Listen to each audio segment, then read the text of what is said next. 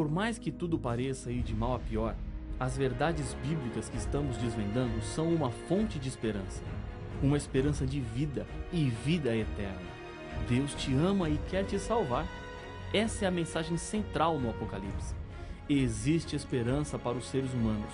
Você não está sozinho diante dos seus problemas.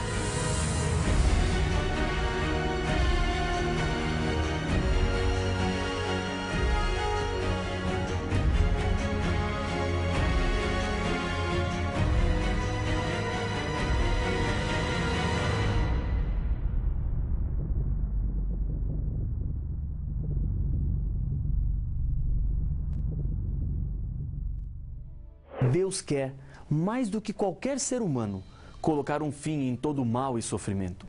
Existe esperança para os seres humanos. Você não está sozinho diante dos seus problemas. Esse dia está chegando. Sinta-se feliz por estar estudando a Bíblia. Deus queria lhe mostrar todas as verdades que estão sendo reveladas. Ele não quer perder você. Diante de meia garrafa de qualquer bebida, pode-se fazer um teste para saber se uma pessoa é pessimista ou otimista. O pessimista dirá: que desgraça, está acabando. Já o otimista dirá: que bom que ainda tem meia garrafa, vou aproveitá-la. Algo semelhante ocorre quando estudamos esses temas do Apocalipse. Alguns lamentam ao compreender que foram enganados durante toda a vida. Outros dão graças a Deus por terem descoberto a verdade e agora poderem decidir ficar do lado dela. No livro do Apocalipse, encontramos o último chamado de Deus para os moradores da terra através da mensagem de 3 anjos que cruzam o meio do céu. As armas do diabo são apresentadas em todo o livro. Nenhuma mensagem tem tanta importância como o Apocalipse para os nossos dias. A sua mensagem é tão crucial que Deus pronunciou uma terrível sentença sobre todo aquele que tentar alterar as suas verdades. Uma das grandes revelações que Deus faz no Apocalipse é a respeito do que ele chama de o mistério de Babilônia, a grande meretriz, e como o conteúdo dessa mensagem pode afetar a nossa salvação.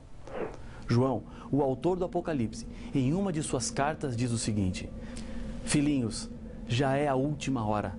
E como ouvistes que vem o anticristo, também agora muitos anticristos têm surgido, pelo que conhecemos que é a última hora.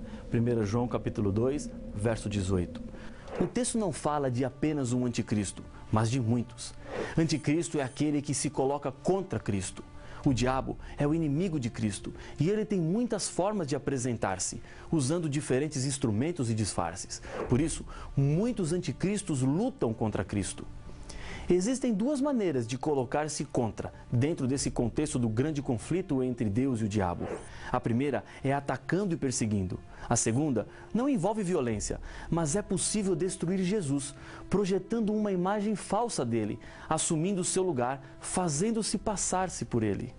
Com isso, o diabo tem também a sua igreja, um falso movimento religioso, onde ele colocou-se no lugar de Jesus para levar mais pessoas à perdição. É doloroso descobrir que, pensando que estávamos servindo inocentemente a Deus, estávamos, na verdade, servindo ao inimigo de Deus. As características da igreja verdadeira, conforme Apocalipse capítulo 14, verso 12, são: primeira, guardar os 10 mandamentos de Deus. Segunda, ter a fé em Jesus. Na proclamação do segundo anjo, que voa pelo meio do céu, Deus faz uma advertência para as pessoas que estão nas falsas igrejas. Caiu, caiu, a grande Babilônia que tem dado a beber a todas as nações do vinho da fúria de sua prostituição. Apocalipse 14, verso 8. O texto aqui está se referindo a uma confusão simbólica, pois a cidade de Babilônia foi destruída nos tempos do Antigo Testamento, e a profecia de Isaías, capítulo 13, versos 19 a 21, diz que essa cidade nunca mais seria habitada. Babilônia está referindo-se à falsidade religiosa que tenta parecer ser Cristo, mas na verdade é uma das estratégias do diabo. Em Apocalipse 12, a igreja verdadeira de Deus é identificada como uma mulher pura. E aqui encontramos Babilônia, a igreja falsa, envolvida em prostituição. Essa imagem demonstra claramente uma igreja que abandonou Jesus e seguiu outras paixões, entregando-se e corrompendo sua pureza. Deus não deixa os seguidores de Babilônia abandonados. sem nenhuma advertência. Em Apocalipse capítulo 18, falando sobre a queda de Babilônia, o anjo do Senhor adverte: retirai-vos dela, povo meu, para não serdes cúmplices em seus pecados e para não participardes dos seus flagelos. Apocalipse capítulo 18, verso 4. Existem pessoas sinceras em Babilônia, que ao ouvirem o chamado de Jesus, demonstrarão obediência e virão para o lado da verdade. Essa verdade que as revelações da Bíblia estão colocando diante dos seus olhos. O capítulo 17 de Apocalipse descreve detalhadamente Babilônia.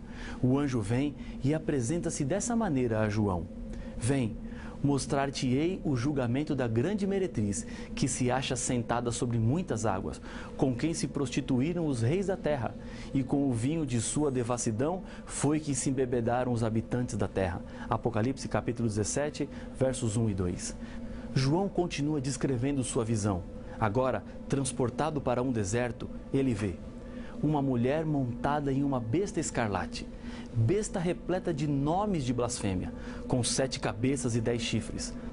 Achava-se a mulher vestida de púrpura e de escarlata, adornada de ouro, de pedras preciosas e de pérolas, tendo na mão um cálice de ouro transbordante de abominações e com as imundícias de sua prostituição. Na sua fronte achava-se escrito um nome, um mistério: Babilônia, a grande mãe das meretrizes e das abominações da terra. Apocalipse capítulo 17, versos 3 a 5. O nome dessa igreja falsa é Babilônia. E para saber onde está a Babilônia hoje, precisamos entender quem era a Babilônia de antigamente. 3 características marcaram a história dessa cidade. Primeira, a Babilônia antiga teve as suas raízes na construção da Torre de Babel, meio pelo qual os seres humanos tentaram se proteger dos juízos divinos, que viriam porque eles decidiram viver longe da vontade de Deus. Eles queriam colocar-se no lugar de Deus e chegar até o céu com a construção. Segunda, Babilônia foi a perseguidora do povo de Deus. Nabucodonosor foi o responsável pela destruição de Jerusalém. Terceira, Babilônia era uma cidade envolvida pela idolatria a muitos deuses, especialmente no culto ao Deus Sol.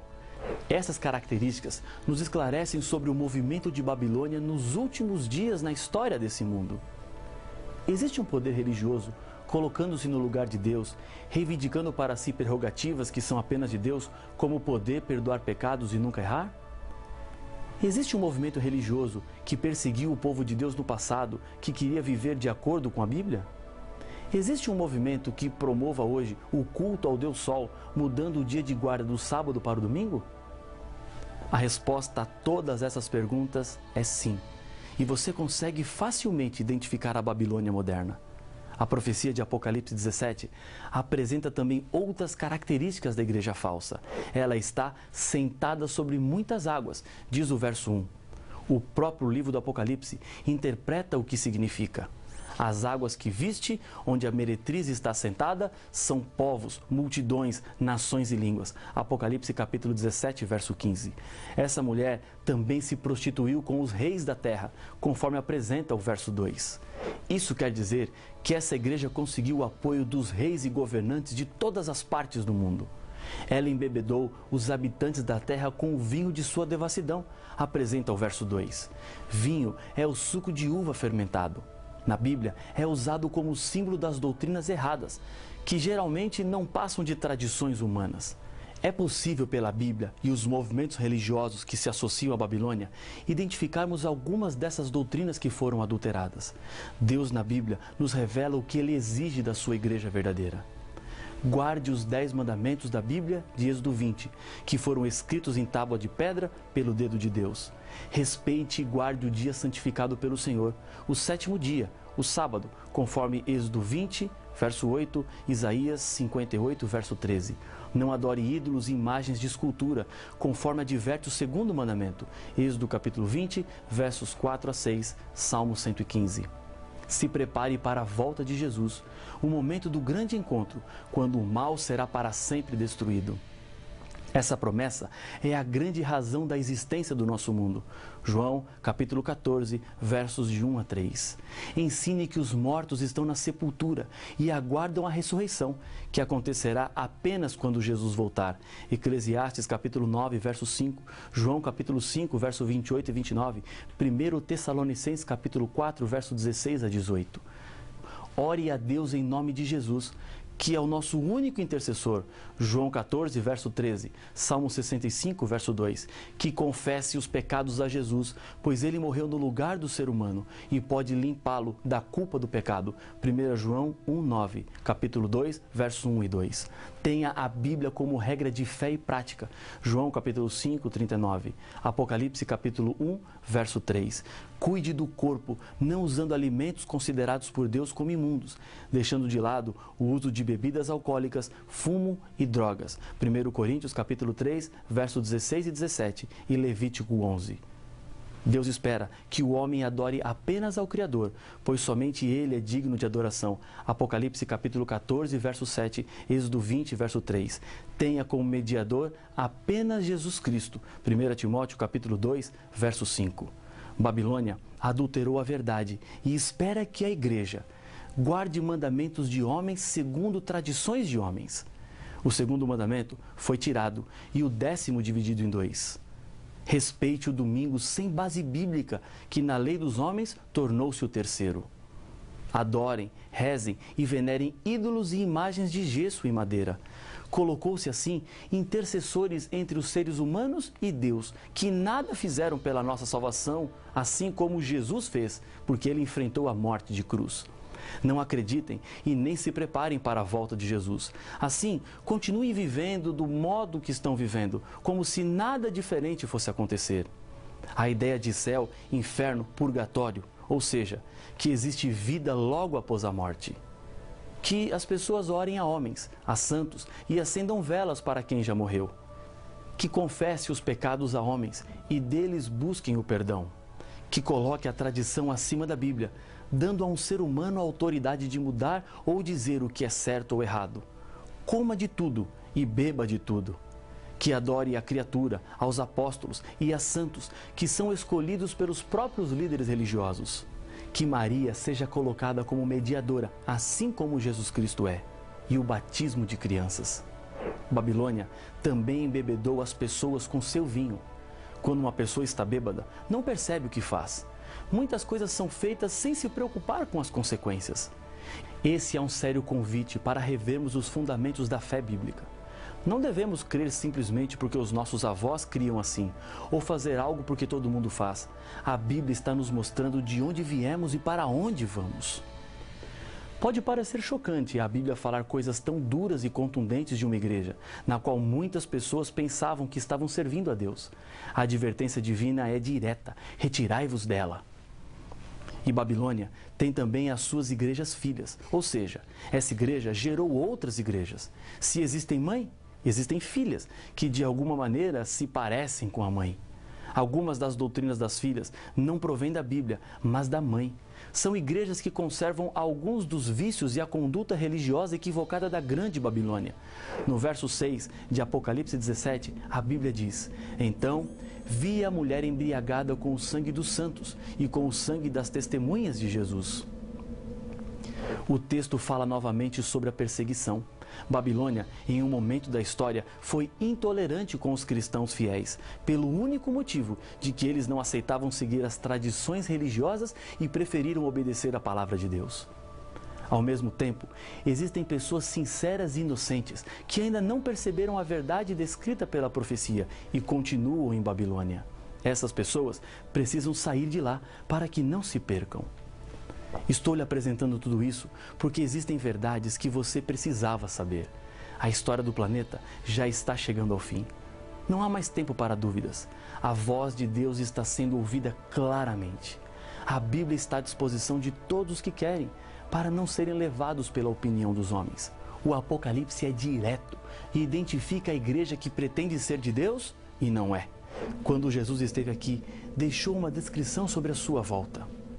Nem todo o que me diz, Senhor, Senhor, entrará no reino dos céus, mas aquele que faz a vontade de meu Pai que estás nos céus.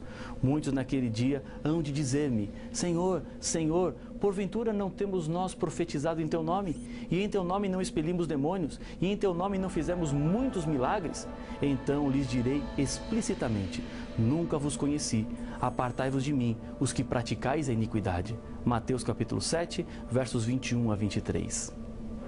A salvação está estendida para aqueles que fazem a vontade de Deus.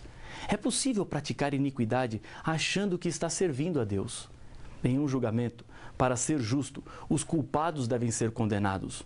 O juízo divino é justo, e isso significa que haverá condenação. E Deus não quer que você seja condenado, mas sim, Deus espera que você seja salvo. Pedro encontrou-se certa vez com um grupo de pessoas que descobriram que estavam equivocadas quanto à sua religiosidade. Diz a Bíblia: ouvindo eles estas coisas, compungiu-se-lhes o coração e perguntaram a Pedro e aos demais apóstolos: que faremos, irmãos? Respondeu-lhes Pedro: arrependei-vos e cada um de vós seja batizado em nome de Jesus Cristo, para a remissão dos vossos pecados, e recebereis o dom do Espírito Santo.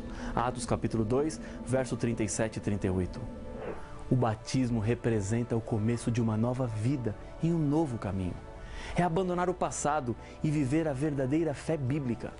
Esse é o chamado de Deus para a sua vida. Siga a Bíblia e você estará num caminho seguro que te levará para a salvação. Não tenha receio de fazer o que é certo. Não se preocupe com aquilo que os outros vão achar. Essa decisão só você pode tomar e ela fará toda a diferença na sua vida. Amigo, amiga, agora é o momento. Hoje, Deus te espera para marcar a sua decisão, a sua entrega. Eu quero lhe convidar, mais uma vez, feche os seus olhos e vamos falar com Deus. Senhor, uma decisão está sendo tomada agora. Este teu filho, esta tua filha que ora comigo, aceitou Jesus Cristo como seu Salvador e decidiu viver de acordo com a tua palavra. Abençoa com teu Espírito esta decisão, em nome de Jesus. Amém.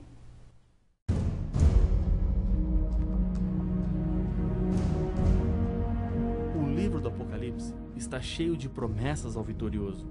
Isso quer dizer que a vitória é possível. Por trás da besta está o dragão, que é o diabo, inimigo de Deus. Sê fiel até a morte, e dar-te-ei a coroa da vida. Mas então, para podermos vencer a besta e ganhar a vida eterna, temos que ser fiéis e morrer?